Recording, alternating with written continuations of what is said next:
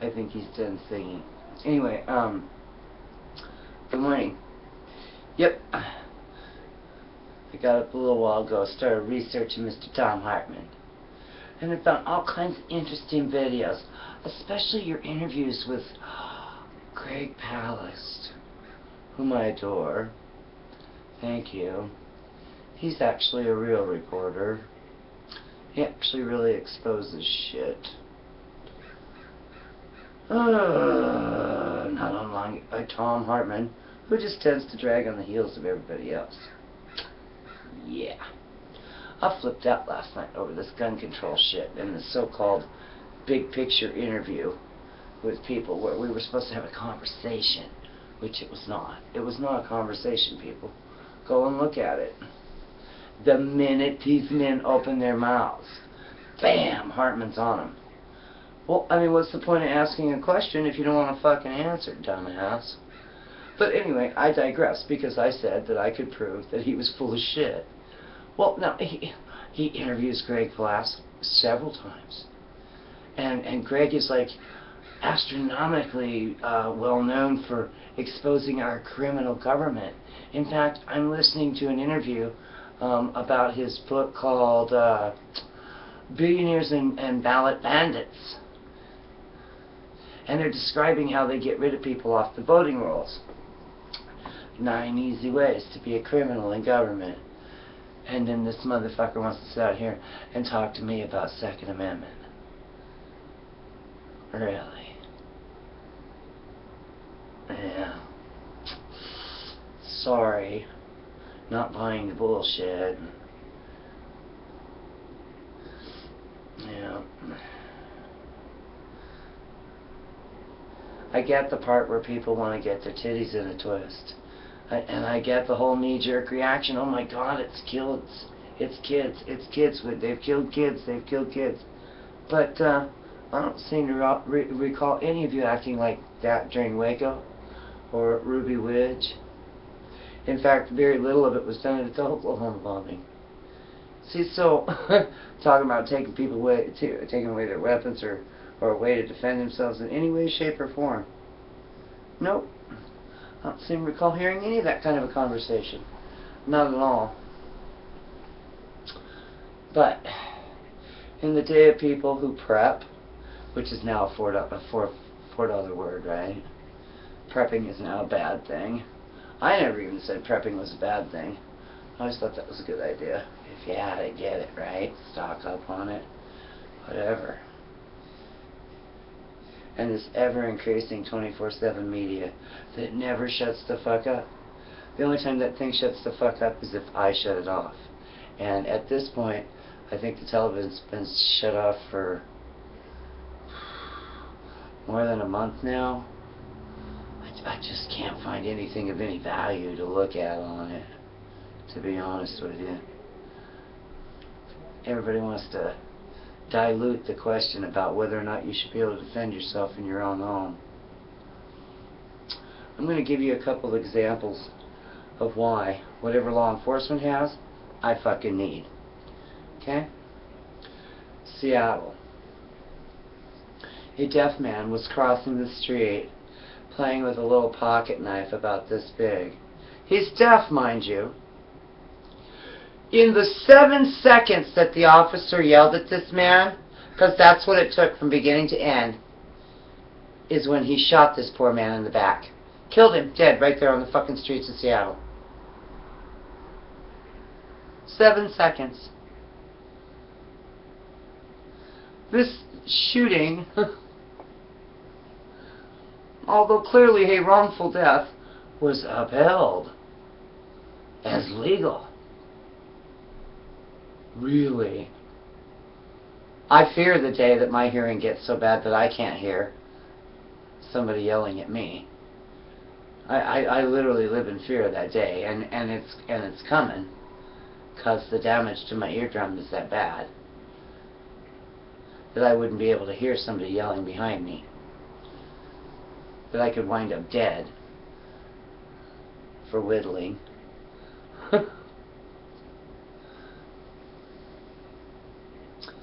We had another gentleman. And most of these tend to be Native Americans, just so you know, in Seattle. Native American or black people are the first people that are taken out by law enforcement. Don't ever get that fucking twisted. Very rarely do you hear about some white folk being shot up by the fucking police. Okay? So you need to be really clear about how law enforcement operates in this fucking state. And don't get it twisted. Don't think because we have a few black officers out there that that makes a difference. Are you fucking serious? Another gentleman who could have been shot and wounded was straight fucking shot and killed in front of hundreds of people because they could.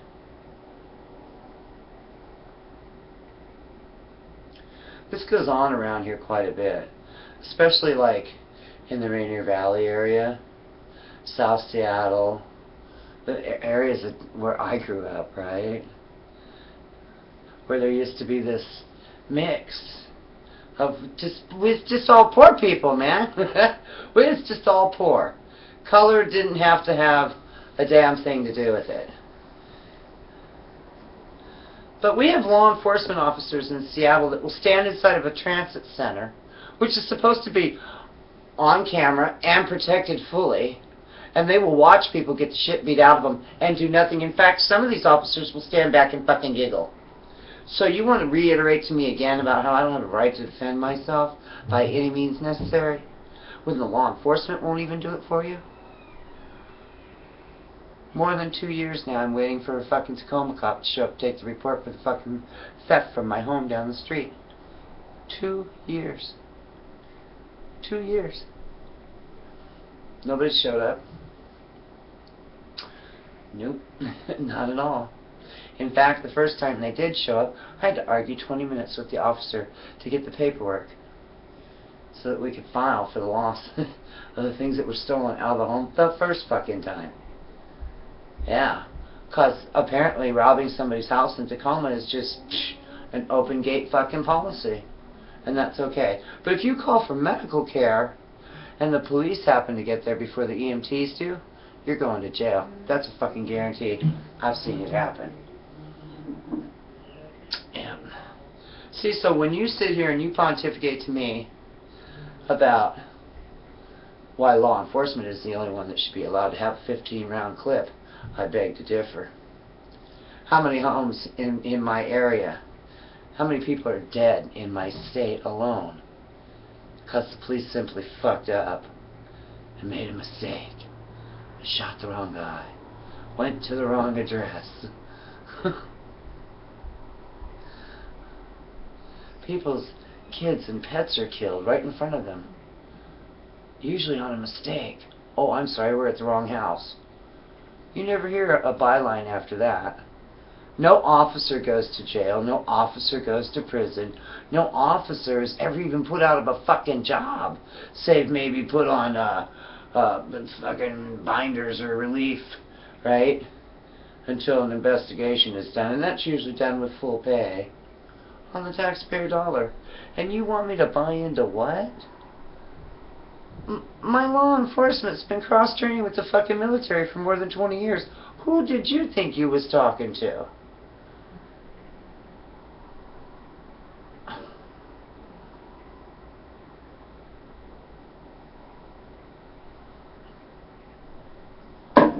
And I'm going to address a comment that I heard last night in a video that from Alex Jones, and I don't usually listen to Alex, but I saw the Cenk thing and it reeled me in, because I wanted to hear what Cenky Baby had to say.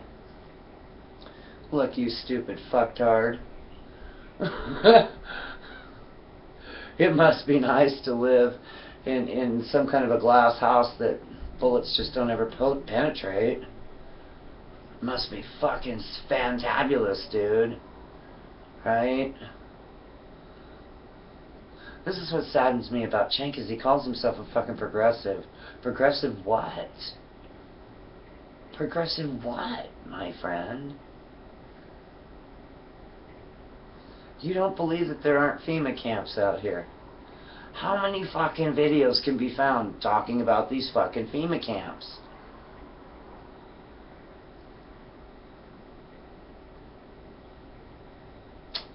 with turnstiles that only go in one direction, with wire across the top of the fence that only leads you to believe it's not to keep people out, but to definitely keep people in.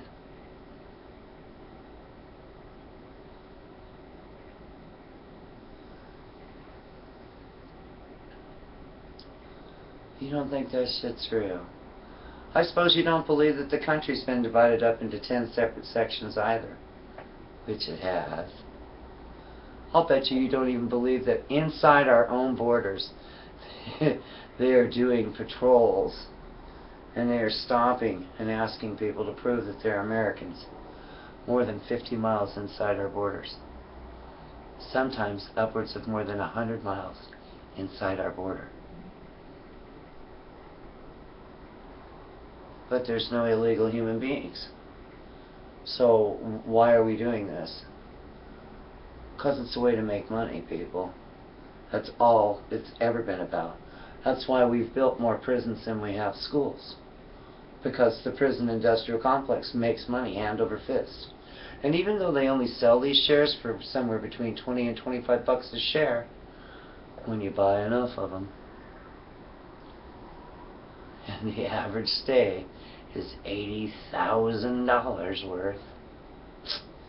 Yeah, there seems to be quite a profit motive there.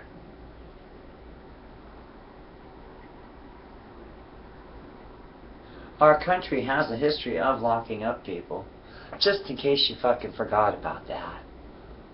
Yeah, they did it with the Chinese immigrants, and then later on they did it with the Japanese immigrants. The Japanese who stood next to us and fought in World War II, thank you very fucking much. But we don't talk about that stuff, do we? This slippery slope, this conversation about this gun control mess is just that. It is another way to continue to encroach upon your rights. Now you dizzy cluck fuck motherfuckers lost your grip on 9/11. I get it, okay? I'll pardon you that time. But when you continue to reiterate and initiate the same kind of abuse on the rest of us again and again and again through whatever means necessary, now it's the gun control thing, what you're doing is you're setting up the perfect takeover for China and nothing more. And I don't know how more plain I need to be about that. We have bridges and roads in this country with big red stars all over them because they're not owned by the United States. They're owned by China. Our infrastructure, I mean shit, in the 80s we were selling it off to the Japanese. Now it's almost completely solely owned by the Chinese. Did you get that part? The Chinese cannot come in here and take over and do a goddamn thing until they completely disarm the entire public. And that's what you're gunning for, you stupid fucktards. And I'm not going down for it like that. I'm not. I'm not going out like that. I don't own a weapon. I have no physical way of defending myself. Fuck, I'm the last line of defense, except for right here. And what I will tell you is that your motherfucking Second Amendment is not about your ability to go hunt or shoot fucking Bambi or kill a group of school kids. It's about your ability to keep your government at bay. And our government is as criminal now as it has ever been in my entire fucking life. In fact, if I recall correctly, at the ripe old age of 7 months, I started out life with a tragedy. When you murdered JFK, while he was trying to expose exactly what's been exposed. Your secret societies, your criminal groups of people who operate in unison with one another for no good purpose against the rest of us. So unless and until you wake the fuck up, shut up. Shut up and don't sit here and tell me that you know anything about gun control. Because what I see is a level of democide coming this way. That's what I see. I see the United States of America one day waking up and looking like Palestine.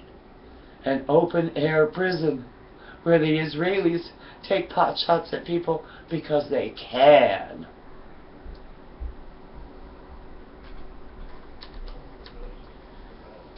Now, if that isn't a graphic enough example for you, I don't know what the fuck is. But you better work it the fuck out. That's what I do know. I think he's done singing. Anyway, good morning. Yep. I got up a little while ago, started researching Mr. Tom Hartman. And I found all kinds of interesting videos, especially your interviews with Greg Palast, called Billionaires and Ballot Bandits. And they're describing how they get rid of people off the voting rolls.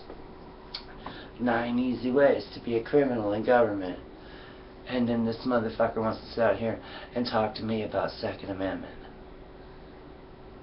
Really? Yes? But anyway, I digress, because I said that I could prove that he was full of shit.